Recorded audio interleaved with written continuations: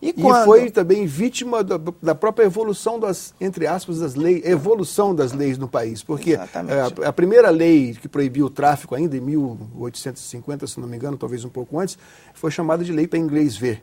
Foi apenas atendia ao comércio com as necessidades comerciais com a Inglaterra e logo depois os negros e índios foram proibidos pela Lei de Terras, então, no tempo do Império, de ser proprietários. Eu pergunto a você, Marcelo, nesse sentido da evolução das leis no país, o que está faltando aqui nesse momento? Você acha que ainda há alguma discriminação, algum ponto em que a comunidade negra, os afrodescendentes possam ser beneficiados mesmo depois da aprovação do Estatuto da Igualdade Racial? Eu acho que as leis elas já existem.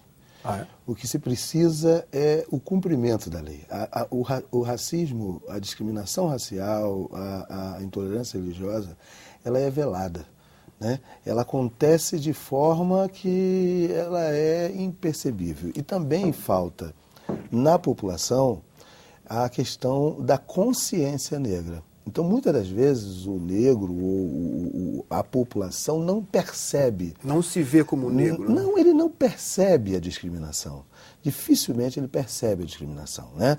O caso do tratamento da própria doença mesmo, da atenção dessa doença, muitas das vezes ela é passada, apesar de já termos, por exemplo... Você acha que a doença fica estigmatizada também como doença de negro, é isso?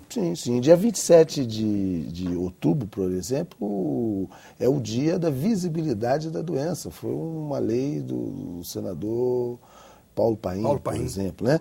E o que é que se tem de ações nesse coisa? Mas também não adianta só naquele dia, né? Eles precisam ter ações. Observe que nós estamos na capital. Nós estamos na capital e o Joyce pode nos comprovar isso. Até este ano, na capital do país, o teste do pezinho era só o primeiro. Não se tinha o 2 e o 3 que comprovava a coisa. Na capital do país, né? Nós temos hoje estados, que são estados fundamentais, em que a doença não se tem essa triagem. Né? Joyce, por que acontece isso? O Ministério ainda não está aparelhado, não há verbas, a gente sabe que há o tal do contingenciamento, que sempre acaba... Ainda bem que não é esse problema nosso na doença falciforme, né? O que acontece é que a gente tem realidades regionais bem diferentes, né? Se a gente olha, hoje você olha, o Sul e o Sudeste inteiro já faz a fase 3, né? Porque está passando por reformulação essa triagem, necessita pelo momento, já tem isso. E por que será que os que não têm estão no Norte e no Nordeste, né? A questão de recursos humanos locais, as questões de decisões dos gestores, a gente sabe que há uma defasagem.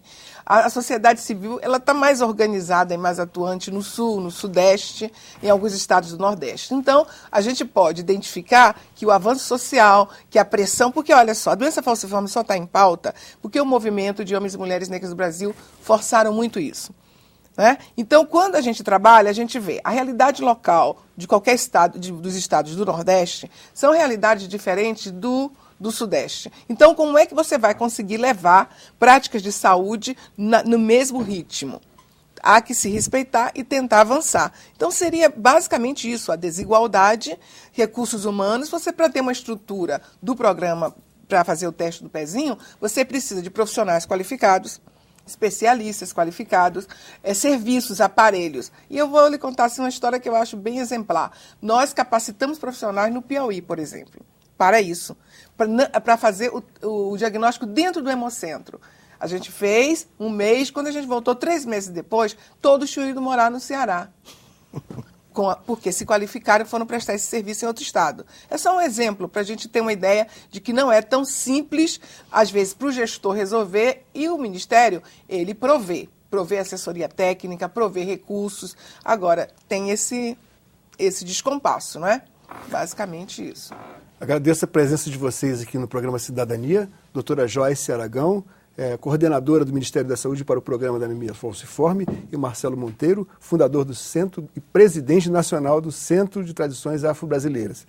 E se você quiser ver de novo esta entrevista, mandar sugestões, críticas ou mesmo copiar este programa, acesse www.senado.leg.br. .gov.br/TV. Obrigado a você, telespectador, e até o próximo Cidadania.